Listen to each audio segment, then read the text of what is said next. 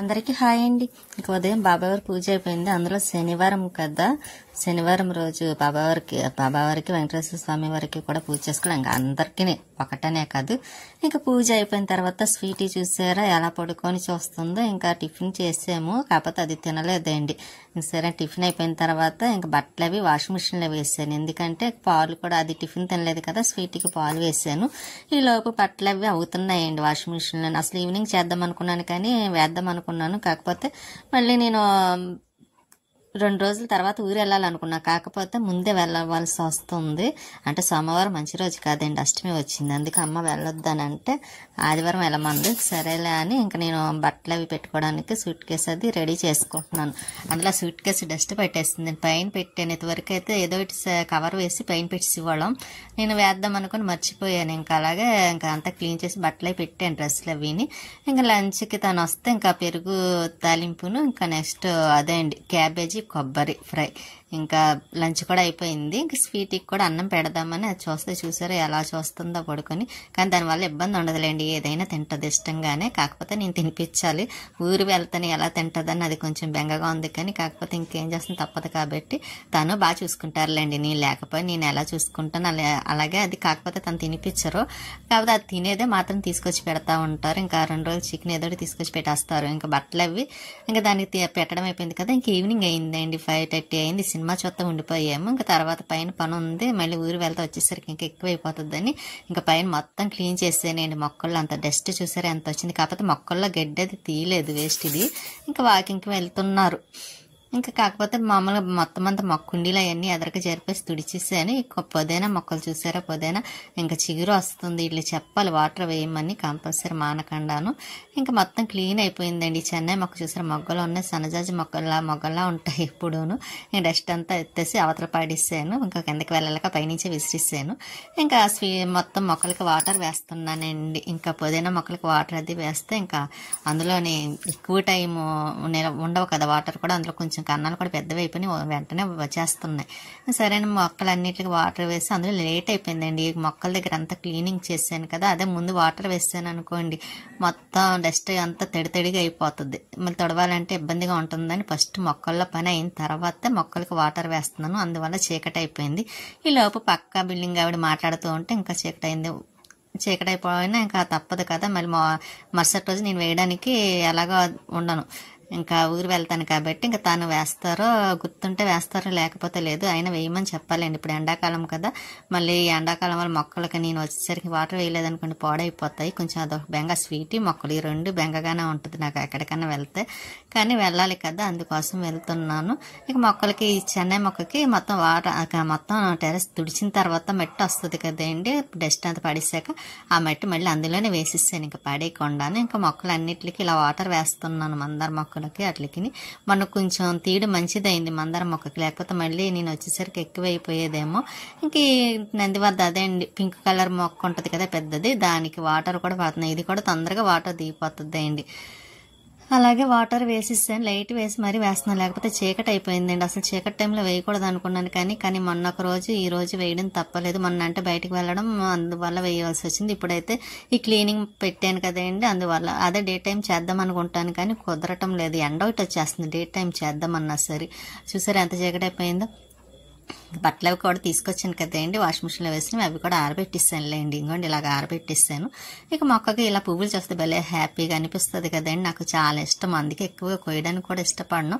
కాకపోతే బాబావారికి కావాలి కదని కోసేస్తాను. కానీ ఇంక పైనంతా క్లీన్ అయిపోయింది కదండి, ఇంక మెటీరియల్ కూడా తుడిసేస్తున్నాను. అసలు నేనైతే అనుకున్నాను మొత్తం కడిగేద్దాం అనుకున్నాను, కాకపోతే ఇంకా కడగడానికి ఇంకా చాలా లేట్ అయిపోయింది కూడా. ఇంకా వద్దులే, ఊరి నుంచి వచ్చిన తర్వాత అప్పుడు కడుగుదాం కదని మామూలుగా అయితే క్లీన్ చేసేస్తున్నాను మెట్లు అవన్నీ. ఆ పైన తుడిచాను కదండి, మెట్లు కూడా ఇంకా తుడిచేసాను అనుకోండి, ఇంకా అంత ఇది ఉండదు. మొన్న తుడవాలనుకున్నాను కానీ తుడుస్తున్నాను, అయినా సరే డస్ట్ వచ్చేస్తుందండి. ఎందుకో తెలియదు, చాలా మొన్న గాలి వేస్తుంది కదండి, మర్చిపోయినా ఆ గాలి వల్ల వచ్చేసినట్టు ఉంది. అందుకోసమే ఇంత డస్ట్ కింద ఉంది, లేకపోతే ఇంత లేకపోను. ఇంకా మెట్లు అయ్యి చూసారు, గుమ్మంలో లైట్ కూడా వేయలేదండి, పైన ఉండిపోయాను కదా ఎంత చీకటిగా ఉందో. ఇంకా అంతా తుడిచి బయట కడిగి ముగ్గు పెట్టి మళ్ళీ స్వీటీ దగ్గరికి వచ్చాను అన్నం పెట్టడం కోసం. బయట తుడిచినప్పుడు అదేంటి కడిగినప్పుడు ముగ్గులు పెట్టాను కానీ చూపిద్దాం అనుకున్నాను, కనిపించద్దు అండి, తడి తడిగా ఉంటుంది కదా. ఆరిన తర్వాత అదేంటి చూపిద్దాం కదా మీకు కూడా అని నేను ఇంకా స్వీటీకి అన్నం పెట్టేసి నెక్స్ట్ ఇదిగోండి కొబ్బరి ఉండలు చేద్దామని కొబ్బరి ముక్కలు కట్ చేసి పెట్టాను. ఇంకా అవి కొబ్బరి కూడా మిక్సీలో వేసేసి పౌడర్ చేసి ఇంకా స్టవ్ మీద వేద్దామని స్టవ్ దగ్గరికి వస్తున్నానండి. మొత్తం ఎలా గిన్నెడు అయింది, మిక్సీ జార్లో కొద్దిగా ఉంది. ఇంకా కొబ్బరి ఉండలు వాళ్ళకి ఇష్టమండి, వదిన వాళ్ళ పిల్లలకి వాళ్ళకి చాలా ఇష్టంగా తింటారు. జంతికలని ఇటువంటి కొబ్బరి ఉండలు అవి. కాకపోతే జంతికలు వేద్దాం అనుకున్నాను కానీ నాకు ఎందుకో వేలు సపోర్ట్ ఇవ్వటం లేదు. అదేంటి సర్జరీ అయింది కదా, ఆ వేలు ఒక్కొక్కసారి అసలు వంగటం లేదు, పెయిన్ వస్తుందండి. అందుకోసమే నేను కొంచెం భయపడ్డాను చేయటానికి కూడాను. ఎందుకంటే జంతికలు చేయడం నాకు ఇష్టం, తింటారు కదా అని పిల్లలు.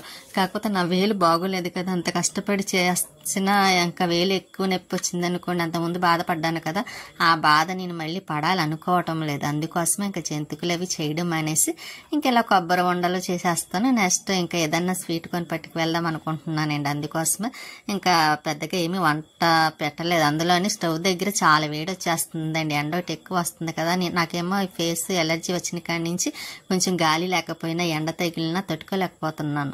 ఇంకా అందుకోసం స్టవ్ దగ్గర కూడా ఉండడానికి నేను అంత ఇష్టపడట్లేదండి. తొందరగా గొప్పగా వంట చేసుకుని వచ్చేస్తున్నాను తప్ప ఇంకా స్టవ్ దగ్గర ఎక్కువ ఉండడానికి భయం వేస్తుంది. ఎందుకంటే ఆవిరి కింద వచ్చేసి మొత్తం ఫేస్ అంతాను ఇంకా మచ్చగా రెడ్ కలర్ అయిపోతుంది అన్నమాట అండి ఫేస్ అంతాను. ఇంకా ఫేస్ రెడ్ కలర్ అయిపోయినప్పుడు మంట వచ్చేస్తుంది విపరీతంగాను. మొన్న మధ్యని వాడాను కదండి, వెళ్ళి మందులు అయితే తెచ్చుకున్నా, బాగానే తగ్గింది. కానీ మళ్ళీ ఎందువల్ల వచ్చిందో తెలియదు, ఏది పడటం లేదో కూడా తెలియట్లేదండి. అందులో ఏదైనా తినాలని ఆలోచిస్తున్నాను కూడాను.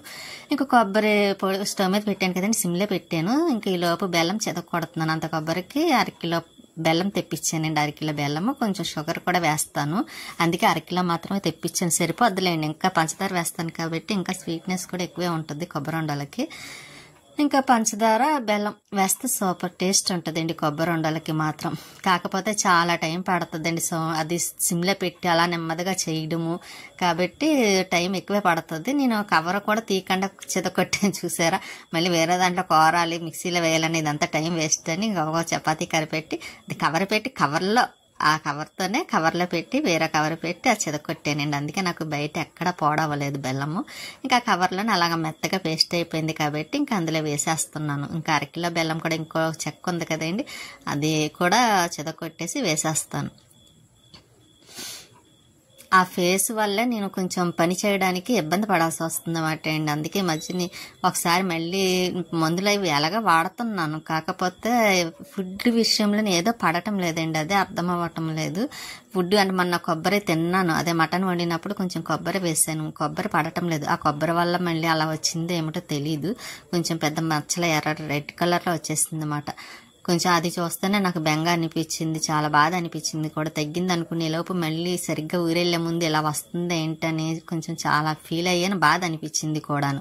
ఎందుకు ఎప్పుడూ లేదండి, ఈ మధ్యకాలంలోని ఏదో ఒకటి ప్రాబ్లం వచ్చేస్తుంది నా హెయిర్, అదేండి మామూలు వేలికనో లేకపోతే ఫేస్ కానో ఇంకేదో ఒకటి మొన్న ఒకసారి పడిపోవడం, ఒకదాని తర్వాత ఒకటి అయ్యేసరికి ఎందుకు కొంచెం నాకు బాధ ఫీల్ అనిపిస్తుంది. కానీ ఇంకా చేసేది ఏమీ లేదు కదా, ఇంకంతే అడ్జస్ట్ అయిపోవడం అండి అలాగ మందులు వాడుతూను. కాకపోతే అందులో నేను ఏది పడితే అది ఫేస్కి కూడా రాయనండి, చాలా జాగ్రత్తగా ఉంటాను. అందులో నాది చాలా సెన్సిటివ్ ఫేస్, కొంచెం ఏదన్నా రాసినా సరే పడదు కూడా. అందుకే నేను ఎటువంటి క్రీమ్స్ కూడా నేను రాయను, ఓన్లీ రాస్తా ఫెయిర్ అండ్ లవ్లీ తప్పండి ఫస్ట్ నుంచి కూడా. ఇంకా రెండో రకం అంటే నేను ఏది క్రీమ్ వాడను.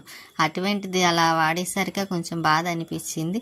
అదొక నేను వాడే సోప్ కూడా ఒకటే రకం వాడతానండి ఫస్ట్ నుంచి కూడాను.